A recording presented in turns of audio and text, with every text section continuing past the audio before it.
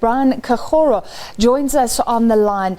Brian, what a dampening after a relatively peaceful election, a lot of endorsements.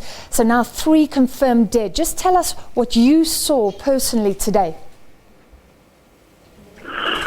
Well, first there were supporters of the opposition that looked to be largely peaceful. And then at some stage, the police appeared, and there was what you normally get in a demonstration, the exchange, some form of exchange with the police, and an attempt to march, I think, towards the ZEC counting center. And then I saw military vehicles and tanks, and then the live shooting. The rest really has been stuff that I have received from social media, and from the media, which are the actual injuries that people sustained. The MDC is blaming government for deploying the army, saying that shouldn't have been necessary at all. If anything, maybe only you needed police. Do you agree? In terms of the Constitution, the handling of public protest is done by the Zimbabwe Republic Police. If for any reason the protest is too big or too violent, if you like, the police constitutionally can enlist the participation of the army, but that is in very extraordinary circumstances. My observation is that there was no such protest in Harare that merited the participation of the army. And it is concerning that the army should be deployed willy-nilly like that, because the job of the army is to protect the territorial integrity of the country and not to enforce law and order within civilians. So 3 people confirmed killed. Can you give us a sense of how tense Harare is following that news?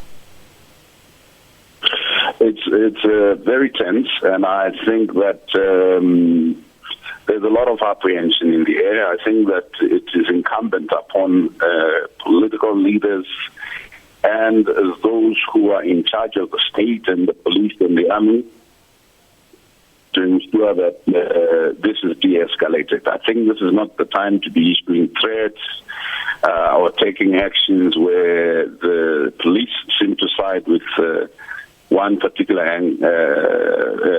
set of actors. I think that there is a lot to be said for what it will take to de-escalate, and I would urge, in particular, those who are in charge of the police not to take any actions that would become inflammatory, and those who are leaders of political parties to issue unequivocal statements that call for calm. And for ZEC to discharge, because what is causing all this excitement is the delay in the announcement of the presidential poll results. I think in terms of in the sense that there were some V11 forms that were allegedly missing. If they were not missing, then I think it's useful that political parties and ZEC and everybody involved operate from a point of transparency and honesty to save the nation any further bloodshed. Well, you've brought up ZEC. We can't apportion blame for what happened on the streets today, but can you deal with the MDC's claims that ZEC is being irrational and inflammatory in this situation?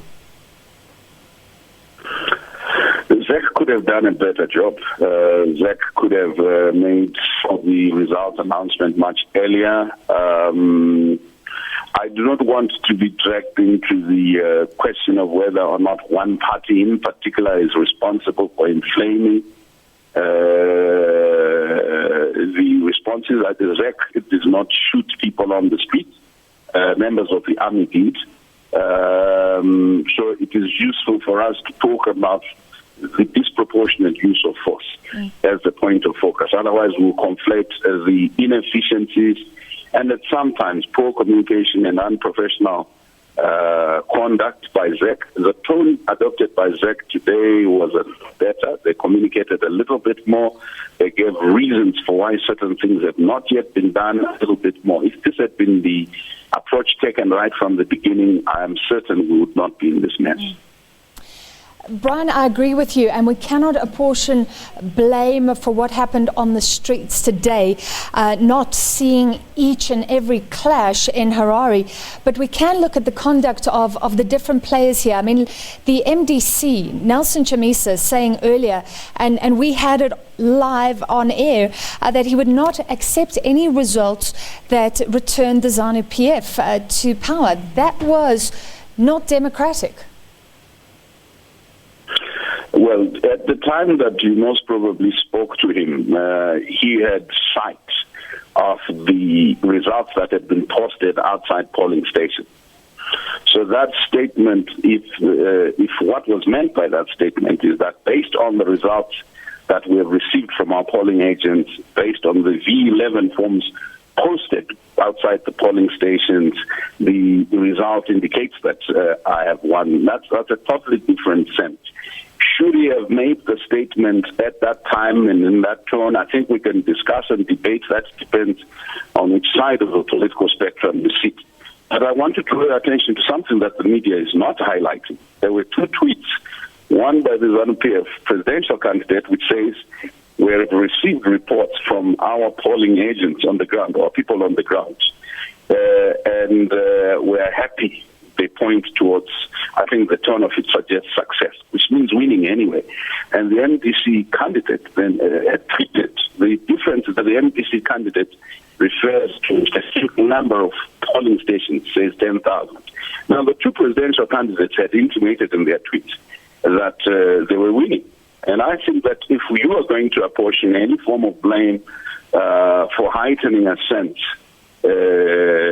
of anxiety, a sense of, it would be to ask both candidates at least to reconsider public tweets, because both of them end their tweets by saying, President Mnangagwa says, we are waiting for ZEC to announce results as per the Constitution. Chamisa says, we are waiting for ZEC to announce results as per their mandate and how the people voted.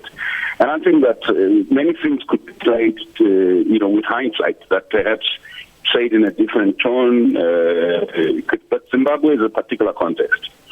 There's a context of manipulation of electoral results from the past. There's a context. So one can understand that participants within an electoral process are always apprehensive that the ghost of the past of electoral manipulation would rear its ugly head again. But I think that the issue now is not to find a witch. The issue now is to find a pathway towards which a country can move from. We are, tinkering on the verge of a precipice to coming back to a path that enables us to dialogue difficulty as opposed to posturing. You're saying that Zimbabwe is teetering on the brink, and given what we've seen in the past, I mean, there was a lot of concern, and as soon as there's post-election violence, huge concern. Give us a sense, and obviously this is just your opinion, of how serious the situation is right now, based on your understanding of what's happened post-previous elections. So before, the usual, apart from 2008, where there was a lot of violence after the first election, the practice had been violence before the election was always higher. The difference is that we did not have in the past people being killed when the votes were still being counted. So this is a first. We did not have in the past the deployment of military tanks when the presidential result is yet to be announced. For what it's worth, it's terrible optics.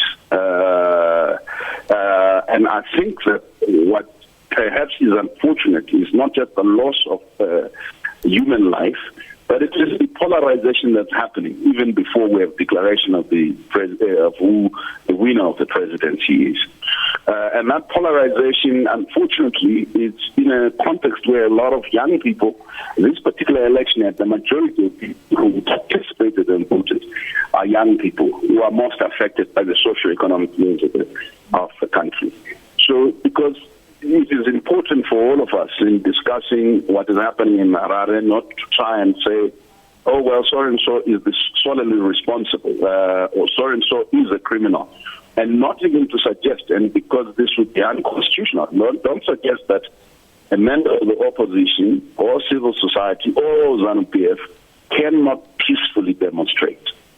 That is their constitutional right to so do. What people cannot do is to engage in wanton acts or in acts of violence. And I think that would be beyond the legal right. And what the army cannot do, or the law enforcement agents cannot do, is to use disproportionate force to contain. Because one of the questions asked was, what kind of violence merited the murder, cold-blooded murder of 3 people? So some people say there was burning of tires. And those of us who are familiar with the South African situation are asking, how many people do you think the South African army would have killed by now in everyday public service protest in South Africa? All right, huge questions. Like Brian Kagoro says, Zim political analyst and constitutional law expert, this is an unprecedented situation where people have been killed while votes are still being counted in Zimbabwe. Bongani?